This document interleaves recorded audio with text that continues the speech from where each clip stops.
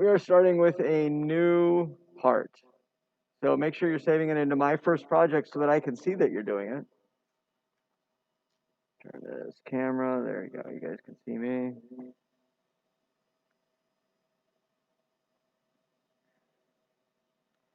In that angled bracket, I had done that incorrectly. I should have gone from a center line when I created that 45-degree angle. So we're going to try this one again. Create a sketch, XY plane. I want to create a line, and even though the part will be 96 millimeters long, I've got to take off 16 millimeters from each end. So that's 32 millimeters off of 96. What are we talking, 64? So I want a line that's 64 millimeters long.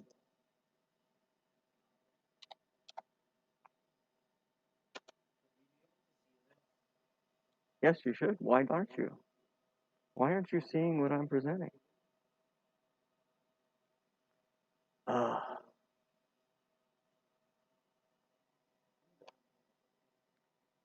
guess I pinned the wrong one. There we go. Okay. Now everybody's with me. You guys can see it. You guys can see it. Everybody can see it. All right. We've got a 64 millimeter line. We're going to create another line connected to the end axis. We also want this to be 64 millimeters in length and 45 degrees.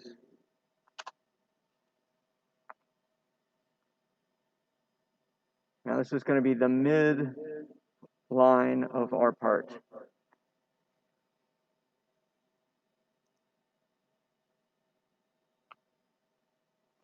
I selected the parallel. I don't want parallel. No, I don't want that. I do want the lines to be parallel. But what I'm looking, oh, there it is. Offset. I think it's offset. Yeah, it's offset. And I want, oh, look at that. It's doing it. Okay, it's going to grab those two lines. And I want to offset it by how many millimeters? Well, this whole thing was going to be 32 millimeters, so I want to go 16 on each side. So 16 millimeters that way. Click OK. I'm going to do another offset. Grab that center line again. And I want to go now 16 the other way, so negative 16. Enter. We are cooking with gas now. You grab the circle feature. No, I'm going to grab the arc feature, 3-point arc. Grab these ends. Bam. Still selected. Let's do that again. Bam. Oh, it's beautiful. So nice.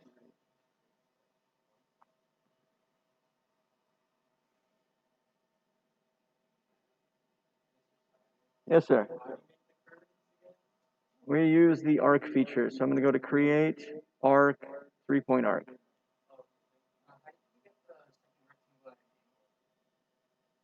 Second rectangle at an angle. We just use the offset feature.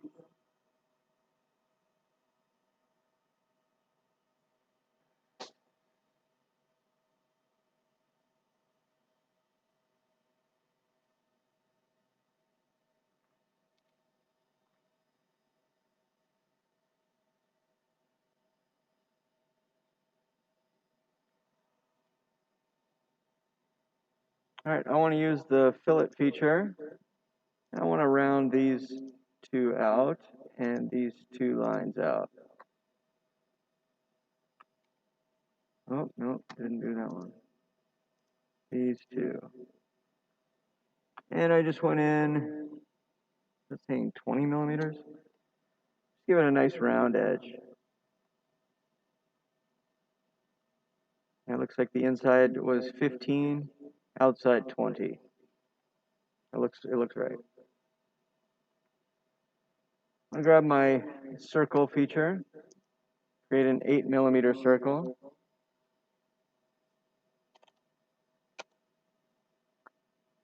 Grab the circle feature again, creating a 4 mm. Dimensioning those two circles by grabbing the center points and telling it that I want them 8 mm apart.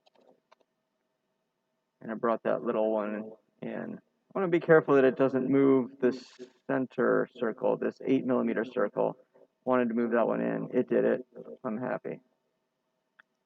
Create a circular pattern. I'm going to grab the 4 mm outside of that circle. Center point could be the center of this 8 mm or the outside, doesn't matter. And then I'm going to grab, or I want 8 of those.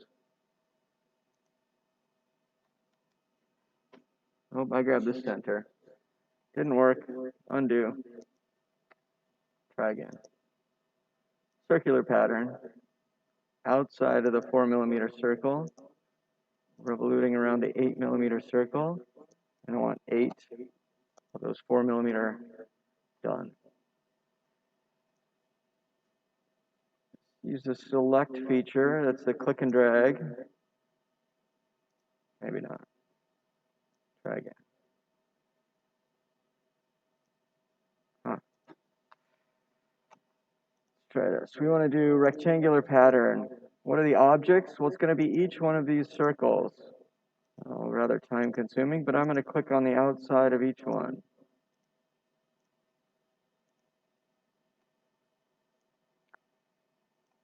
And then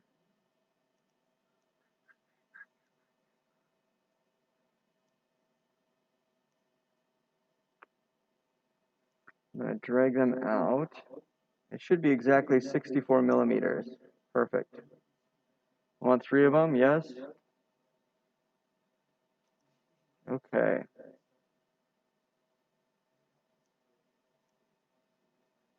Things are looking much better. Make 3 copies because that option doesn't show up on my screen. It just says create a copy. Which option? Like when you press the move feature, it just says create a copy. It'll only make one other copy. How do you make it so it'll make like 2 other copies? So when I went to create, I grabbed the rectangular pattern. Mm-hmm. And then in quantity is where you specify how many of them you want. Oh, okay. Thank you. This is good. I wanted to grab this objects. I'm going to select, oh, not that line. All of the 4 mm circles, as well as the one 8 mm circle. And I want to go in a direction. So directions, I want to select this line. Got 3 of them again, and I want to drag it out 64 mm. I went to 63. Let's type that in, 64. Okay. Much better than last class.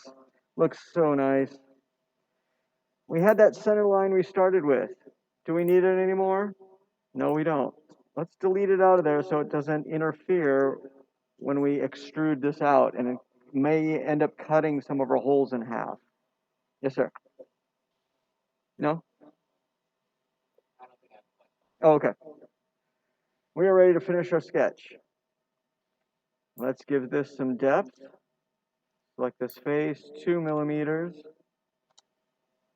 Let's look at an isometric view.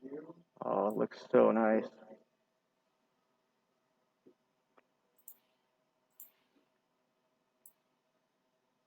So by changing that starting angle, if we had wanted to bolt 2 Tetrix pieces together at 55, 53, 58 degrees, whatever degrees we want, we can now create a custom part to do that.